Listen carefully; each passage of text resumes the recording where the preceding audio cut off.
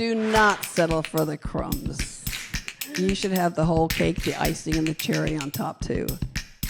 All right, the Crumbs episode 15. Welcome back, everybody. It's great to be back with you. It's been a big week in sport, particularly women's sport, and we've got Caro joining us from Vegas. Caro, how are you? I'm so good. How are you? Look, I'm going okay. I've been a little bit angry this week. A few things have happened that have made me a little bit angry, and I think you share my thoughts. But we've also got Padge in the studio. Padge, welcome back to the Crumbs. How's your day going? Thank you very much. Better now that I'm here with you guys and not at work. So, yeah, no, going very well. Thanks. Love that. We share your sentiments. It's Wig and Caro, and we've got special guest Padge, who's become a regular member of our panel here. Loves talking women's sport with us every week. And we are talking women's sport at all as the Crumbs in honour of Billie Jean King. And I thought it was important we kept this on the screen this week, Caro, because we have been using Billie Jean King's famous saying that we shouldn't be settling for the crumbs, we should have the whole cake, the icing and the cherry on top. But apparently women can't do anything. In fact, they can't have endometriosis, that's for sure. You'd be struggling if you got your period. That's also not ideal. And I'm just going whack from the outset here. As you can tell from my tone and the look on Caro's face, we're not all that happy. We were on line 2 weeks ago, and the topic at the time when I went whack was bad behaviour. We talked about Taryn Thomas and the fact that there were clubs even considering bringing this scum back into football at a variety of levels.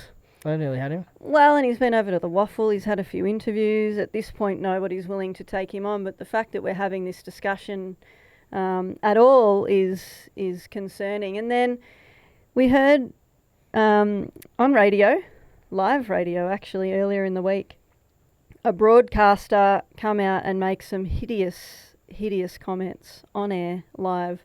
Now, there's been a lot of fallout from this, and I'm going to get your take on it in a minute, Caro, but just to start with, my take on this has not necessarily, it's been beyond the comments. The comments were horrible on their own, like, don't get me wrong.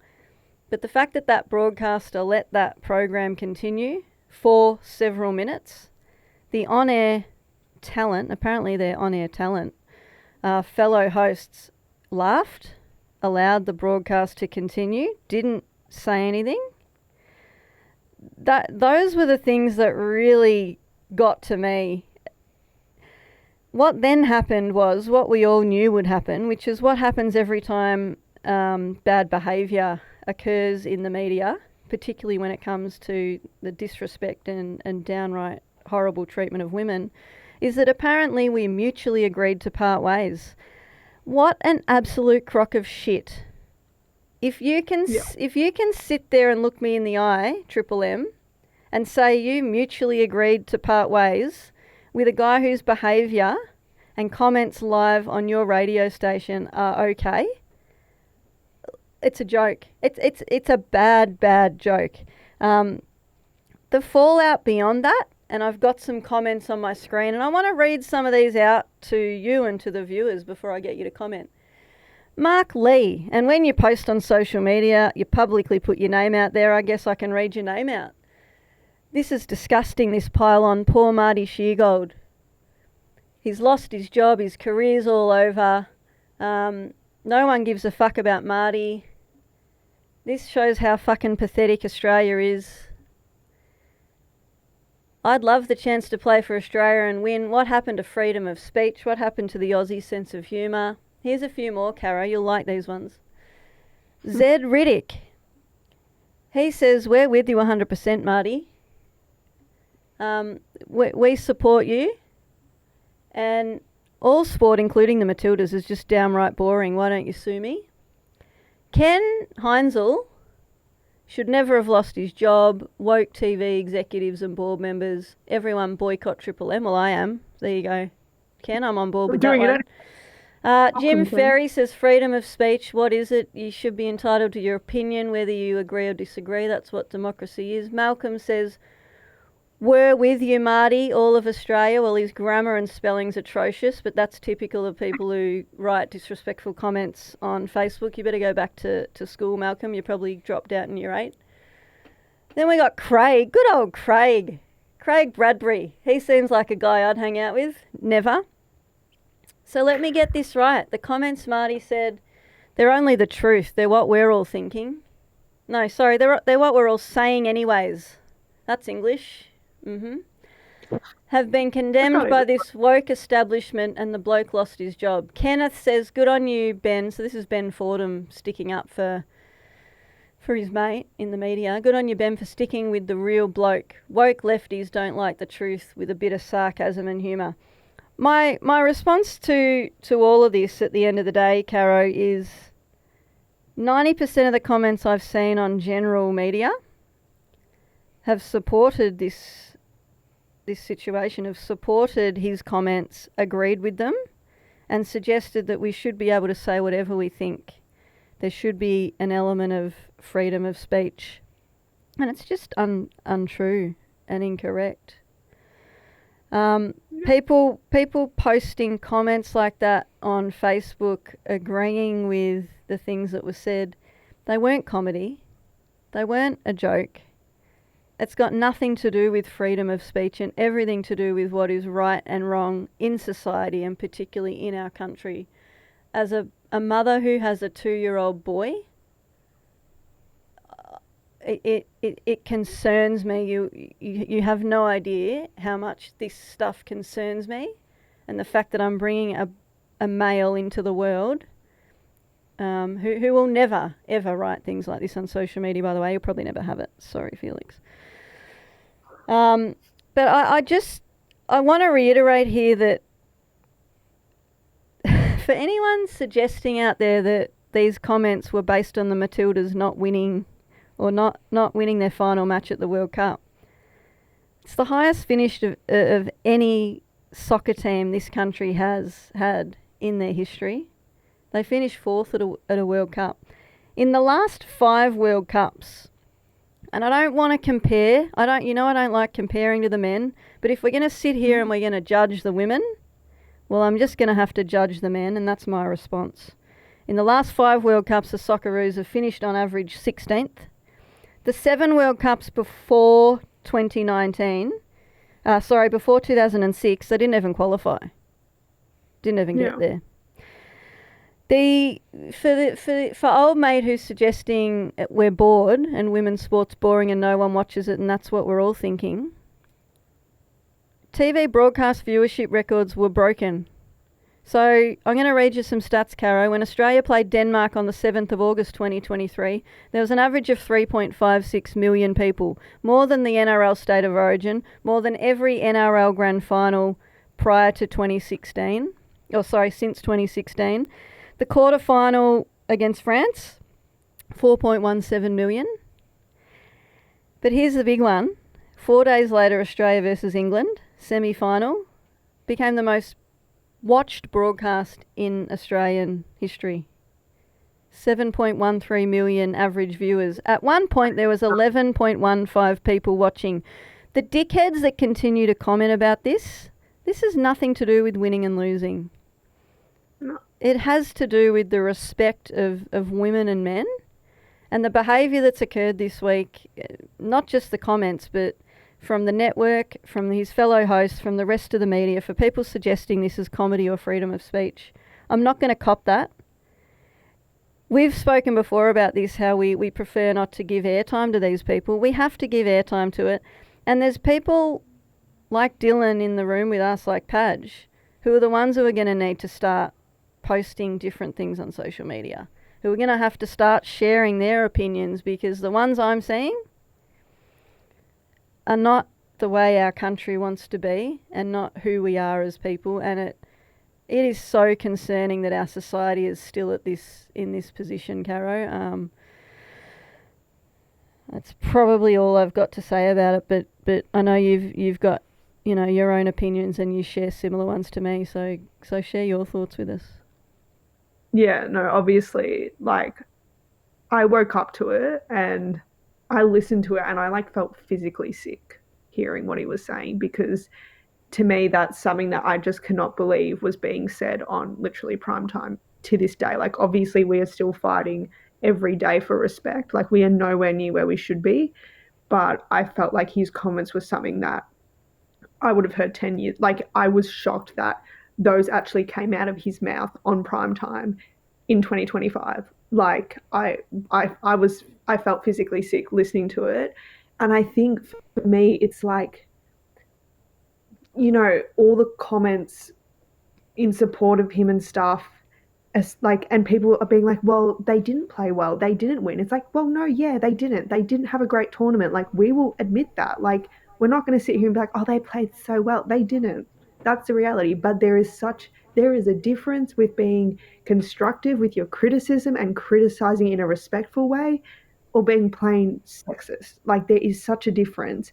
And so often I find this line is crossed. And even when people are talking to me about it, I've had people talk to me about the Matildas recently, and they'd be like, oh, like commenting on their recent performances and how they think they're overrated and rah, rah, rah.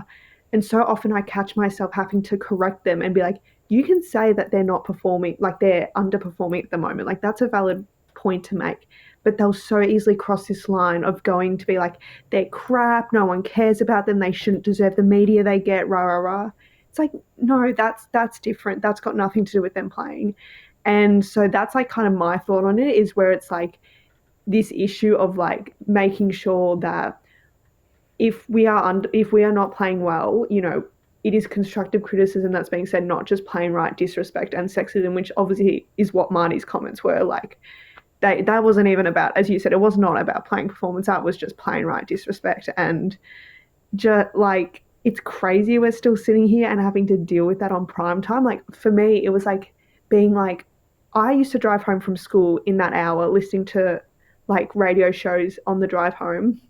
And if like 10-year-old me sat in that car and listened to that, like, I was just thinking about all the little girls that would have been in the car listening to someone say that on primetime radio. And it's just disgusting. And I think this is the first time, even though it was pathetic what they said in terms of mutually parted ways and stuff, this is the first time I felt like there was actually change in terms of getting him off the air. Like, I feel like if this happened 2 years ago, he would still have his show. They wouldn't have actually cut the show, but it still wasn't done in a great way. But that's the first time I've actually felt that there was a kind of a change, and that like, he's gone now, even if it's a bunch of kind of like bullshit just because they were pressured to. He's still gone and he doesn't have his show anymore. But that's my thoughts on it. And it sucked, the whole thing. I think women have openly come out and spoken about the fact that they know they're getting paid a little bit. Some of them not much, but a little bit more money. They've become professional, or most of them. Some of them are still semi, but they're getting paid. And they're ready for criticism. If I'm not playing well, I understand that part of my responsibility as a professional athlete is you're gonna come out and criticise my performance, and I have a level of responsibility and accountability. That's fine. If Marty Sheargold ran a show talking about Mary Fowler's inability to pass the ball, within scoring range to her teammates, well, that'd be a different discussion. But the fallout, as I said, watching the comments come up and watching people suggest that this is comedy, and we should be allowed to have our opinions. Well, we can't, and we're gonna talk about the NRL in a minute and what's happening in their world. But I've got something on the screen, and it's 12 months ago, less than 12 months ago, we were sitting here and Australia had one of their best Olympic performances ever. We won 18 gold. Well, women won 13. And no female got on media and sat up and said, well, men are hopeless and we hate them and they're shit and la-di-da-di-da-di-da.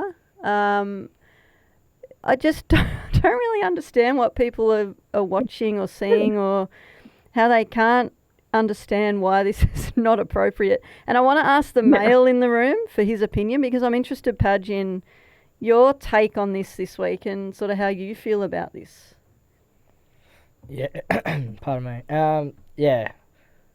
Well, there's one word you can really say. It was disgraceful on his behalf. Obviously, what Cara said, we've come a long way with bringing women's sport to nearly trying to bring them back to bring them up to the same level as men's sport. Like with, I don't mean by playing, I mean by the respect, by the people understanding what goes on behind the scenes, having everyone on the same page, having him on national radio at the time of, I forgot what time it was, but apparently like a time where kids were in the car going from school to after school activity. Like, how much disrespect would you have? And then, like, the period stuff. Like, so you're telling me that your mother, your grandmother, even if you have a daughter, the females in your family and in your group, you're basically saying that they're shit at what they do, shouldn't be doing anything. Like, grow up. Like, you should not be saying this stuff on air or in general. Like, everyone has the chance to perform. Yeah, obviously they're not playing well. That's a different story. You can always get better. But having the sexist attitude and talking like that on air and in general, especially in 2025, like, as a guy, it made me sick hearing it. But it also made me angry for all my female mates I have who are pushing hard in the industry, pushing hard to play sports. Like, no respect came out of his mouth on that day. And obviously, they shouldn't be parted ways. Triple M should have said you're sacked. But yeah, I'm glad he's off. I don't know what's going to happen now moving forward with him, but for now, we know that hopefully people can learn from this. And obviously, like you're saying, males around my age and downwards, it really starts with us to push that next stage. Yeah. But hopefully, people have learnt from what he have said and go, no, that's not right. We shouldn't be saying this, because women deserve the most respect out of anything, because they're the toughest people on this earth.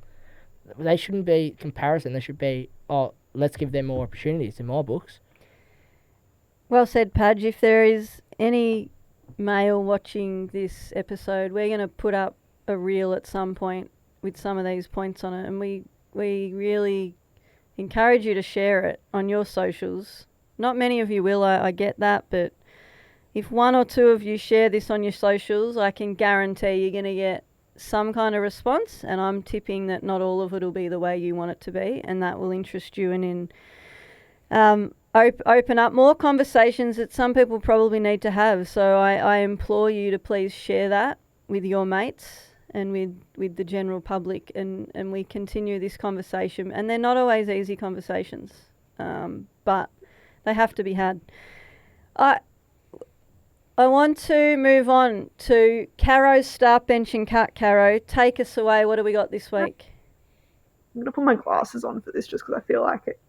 So yeah, we haven't actually done this segment in a hot minute. So the comeback, I like to say, I'm actually starting the Sydney Flames, the WNBL team. They actually just lost their semi-final series last night in Game 2, but I'm starting them because they were ridiculously undermanned. I think they had something like 5, like pretty much their starting 5 is all injured. Like their imports, you know, some of their opals, like ridiculous. They're coming up against the top placed Bendigo Spirit, who pretty much nearly went undefeated the whole season.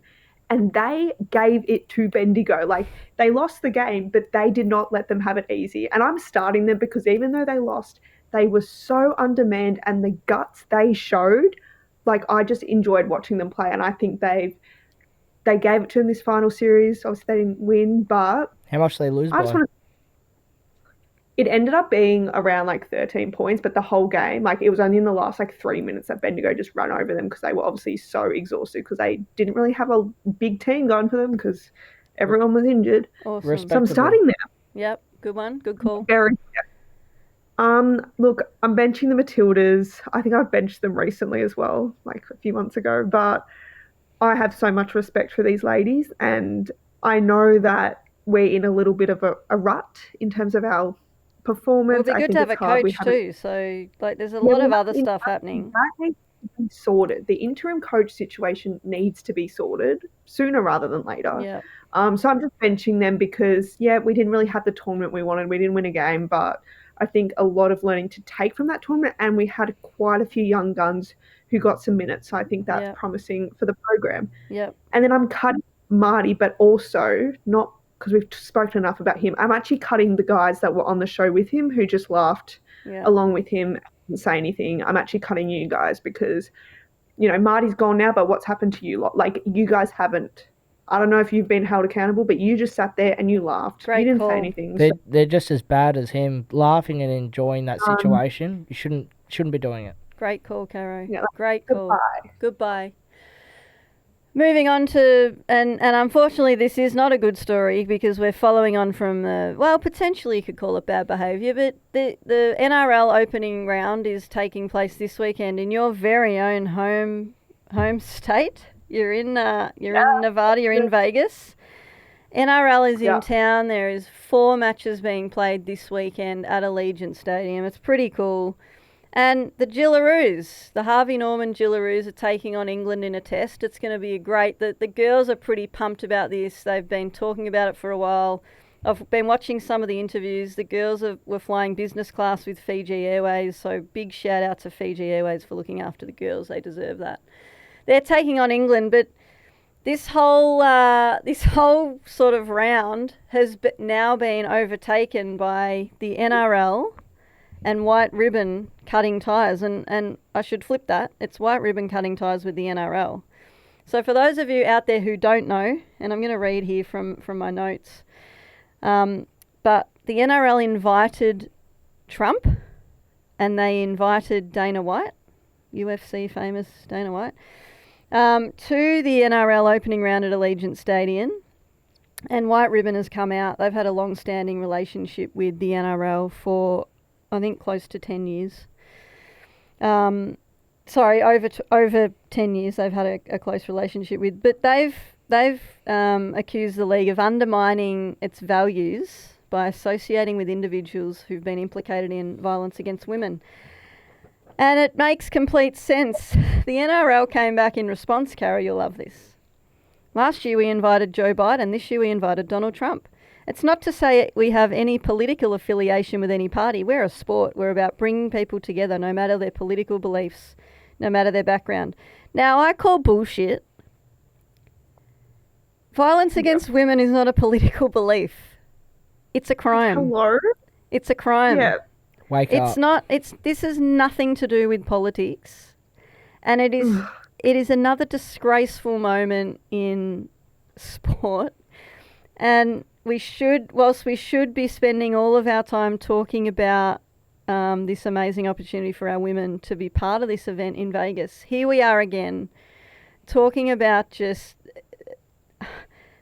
I don't even know how to explain this, Caro. Like, it is just offensive. Exhausting. And it is exhausting. It's hard work. So, look, I don't know what the fallout... The Blue Ribbons come out and said, we're happy to sit down with you when you return and talk about, like, an actual plan here for the future where we can both be on the same page and have a commitment to, minimising this issue and to educating everybody in your organisation. But at this point, we can't be affiliated with you if that's what you're going to do. So Trump was convicted in court and charged $5 million in damages, and Dana White was videoed hitting his wife in a public place. And he later apologised, but there were no criminal charges laid against him, but I don't think that any were needed.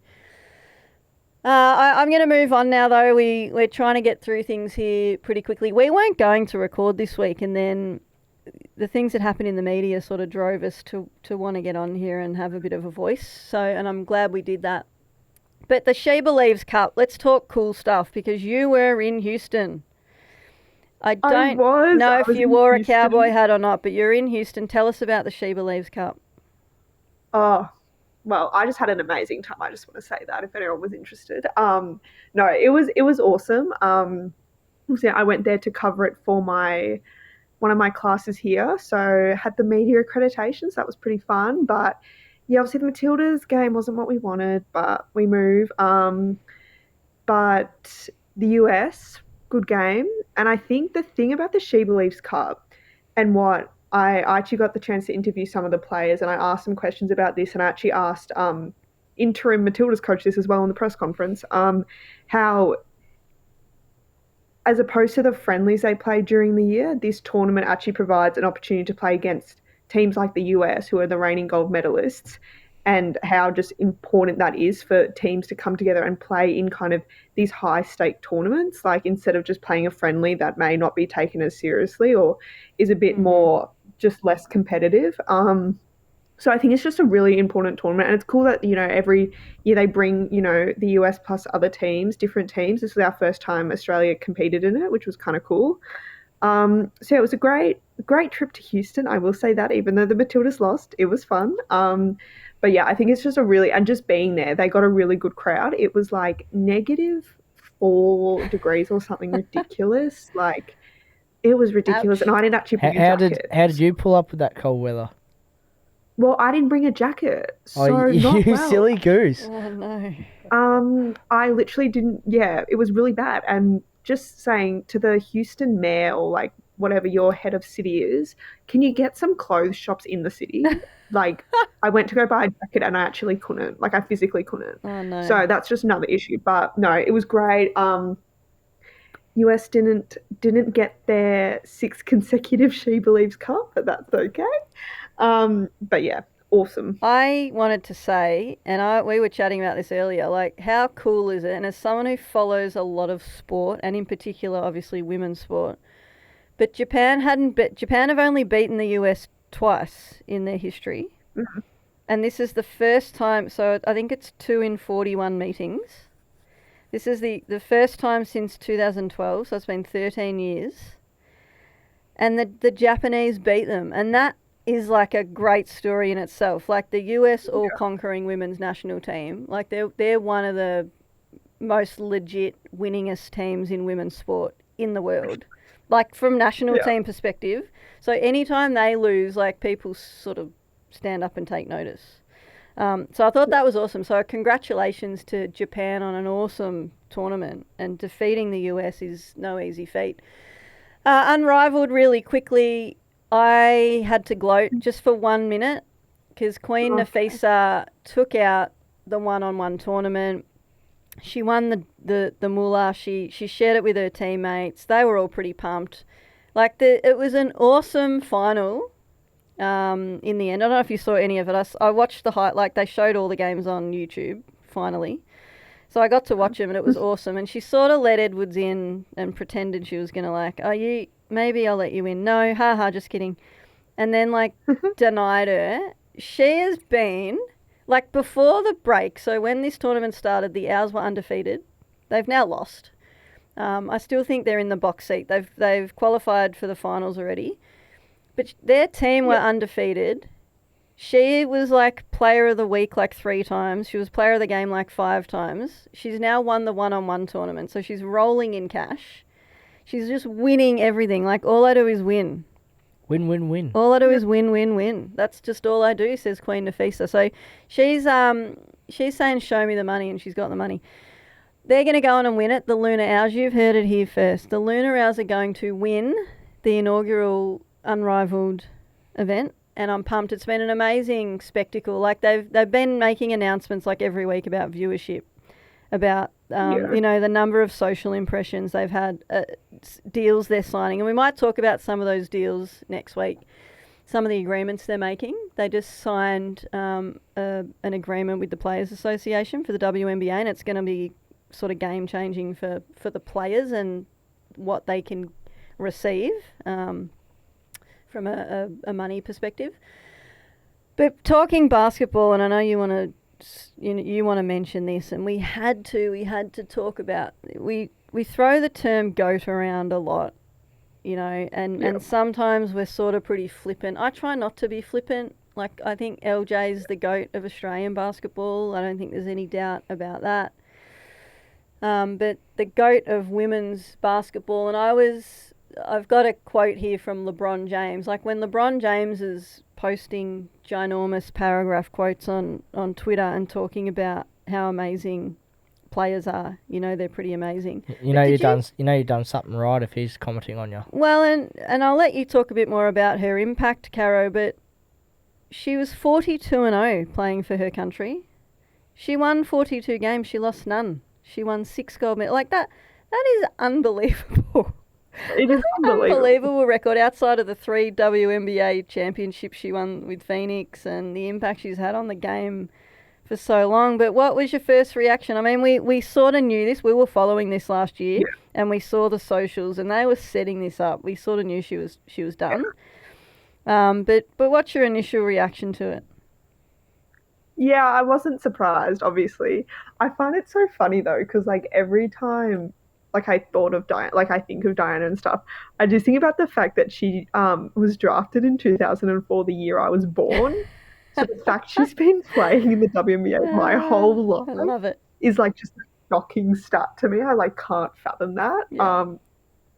But yeah, you could talk for hours about the impact she's had. But one of my favorite things about her, and going off her, obviously you can talk about her on-court performance, but like she was just one of the like realest players. Like she had such a personality. She was so entertaining to watch.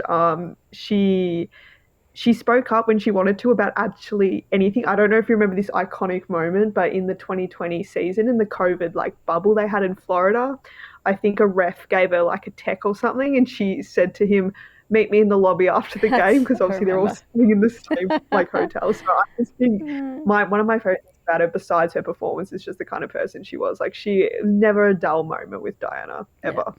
So Diana Taurasi is who we're talking about. For those who don't know who it is, a WNBA legend, all-time leading point scorer, and we'll go down like we've seen via socials the other goats like the Sue Birds come out and say like undeniable goat, undisputable goat, like the number one player. So the impact she's had, and as I said, US women's national team, 6-time gold medalist. She's 3-time WNBA champion, WNBA MVP, 1,000-time All-Star. Just like her resume speaks for itself, and amazing.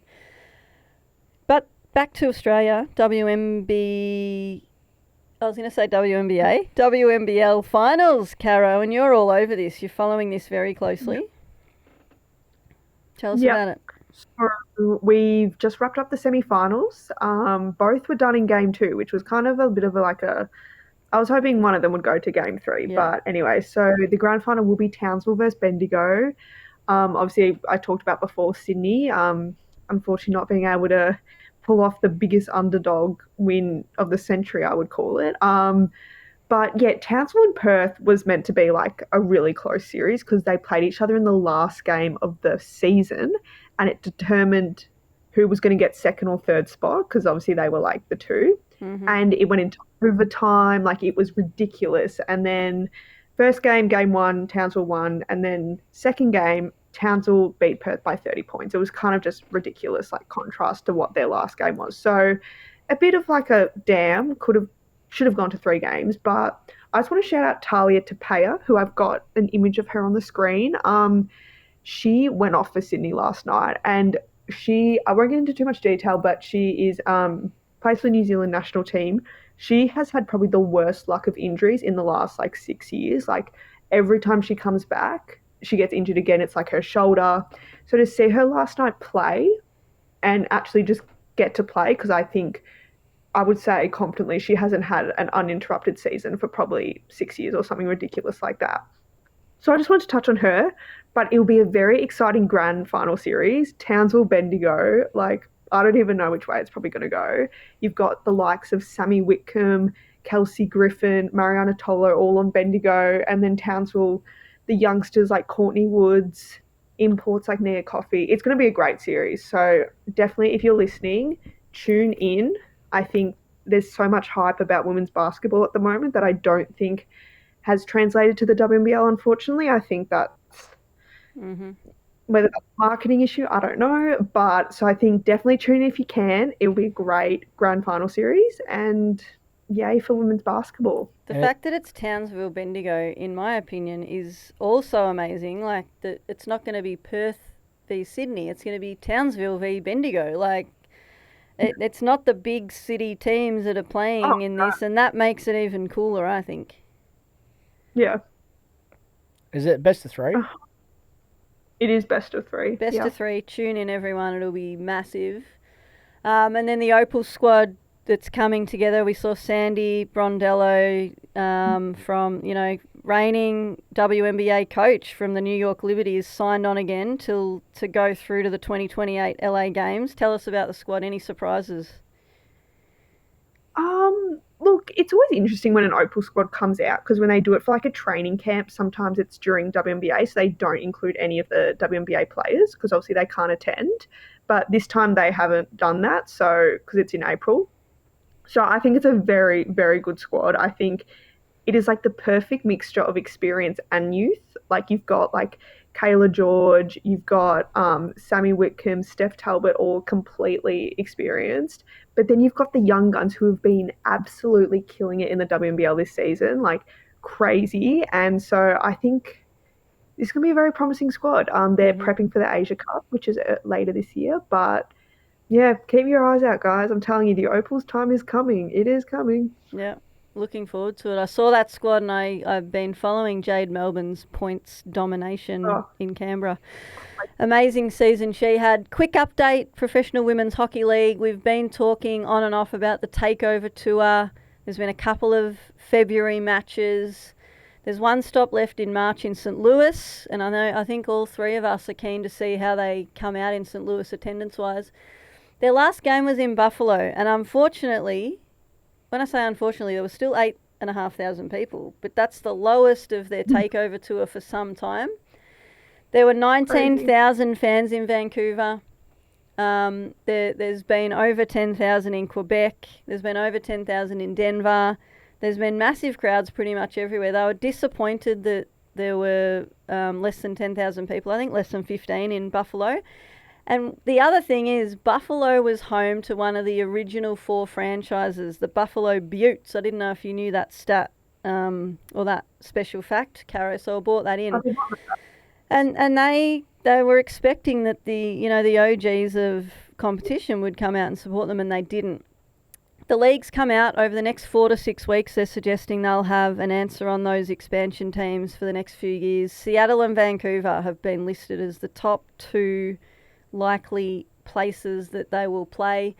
And the other thing, we don't encourage violence at all here, but this was in the news, and I thought it was really interesting that this is what North American media reports, and this was a big deal in the US when I was reading, because Boston and Ottawa played and they had their first full-on fight. So for anyone who's been to watch the NHL or watch hockey, you can basically pull your gloves off and you just start fighting. And the game sort of stops and they just fight, and then the game starts again.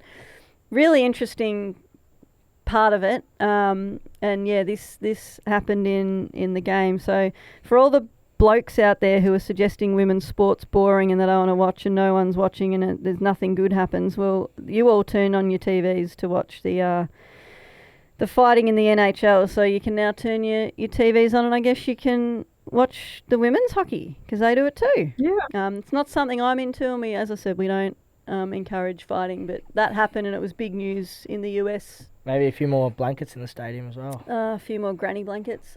Women's professional, the Premier League in India, so the Premier Cricket League, Elise Perry, and again, we throw the term GOAT around, but the GOAT of women's cricket in this country. She's just been a long-standing member of the Australian team. She is just getting it done. She overtook Meg Lanning as a leading run scorer in WPL history last week, and that's saying something because Meg Lanning's pretty much outside of Elise Perry, our best batsman in our history. So leading run getter, and she's just been scored. They cannot get her out. And when I say that, she went out for a duck 2 days ago.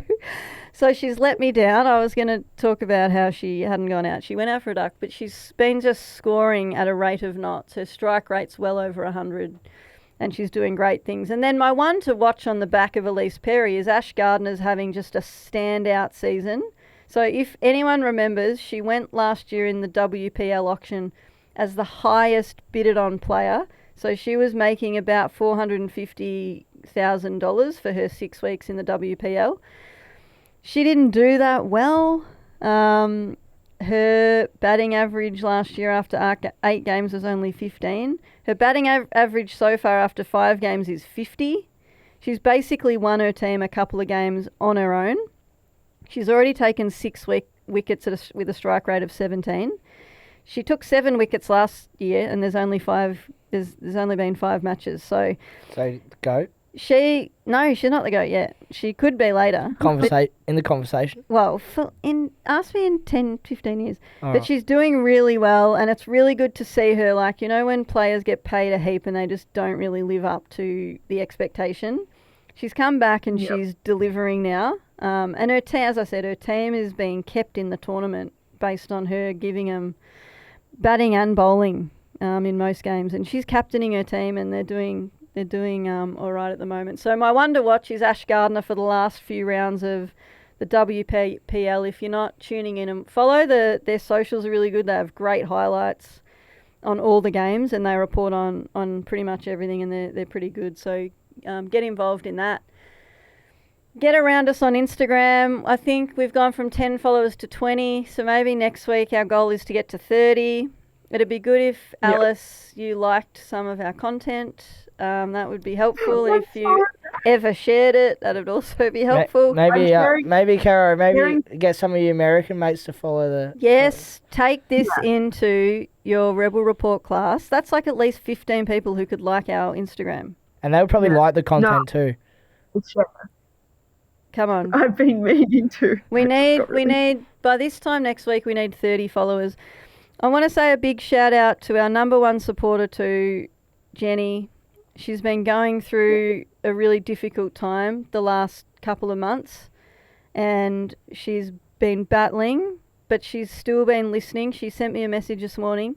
I hope you're recording the Crumbs, because I want to hear what you and Caro have to say about this issue this week, and I want to hear what your thoughts are. So she's listening, and I think, Jenny, hang in there, keep going.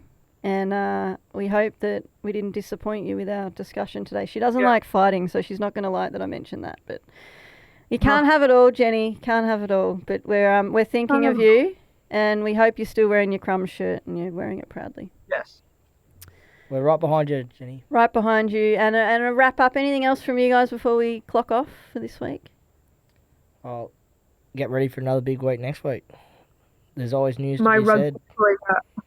rugby career is going great. Great. We're going to show footage next week, so we want you to get some video footage because that has been requested. Yep. Also, so if you can get some footage, we'll put that up for, and probably our number 2 follower, Kira, will be interested in that too. So pull some of that up and we'll make it happen. Hi, Kira. And a big shout out to anyone who is listening. We love talking women's sport, and we love having at least a couple of people follow along with us. Have a great week, and we'll see you next week, Caro and Padge. See you later. Yes.